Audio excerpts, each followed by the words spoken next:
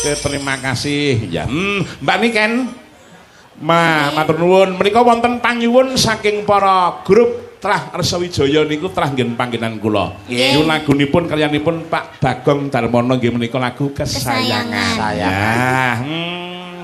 Oke, lagu kesayangan. Lah ya. Ayo mangga dulur-dulur. Waduh, mangga Mbak Niken. Mas Nopal. Mangga.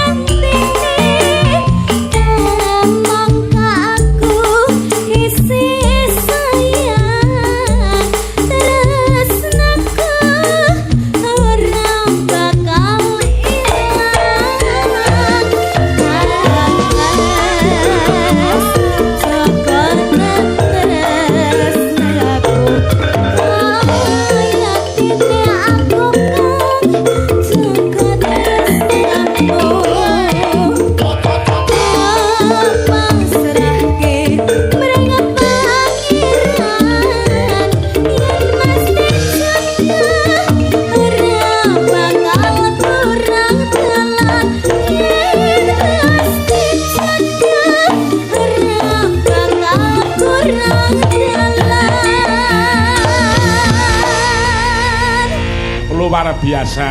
Terima kasih. Ya. Mbak ini kan satu lagi ya Mbak ya. Nggih. Album dari Gabriel Kreatif. Apalagi? Lestari. Ya. Anu Mbak, niki kalih anak kula sing nomor loro. Niki ponakane jenengan, niki Bude.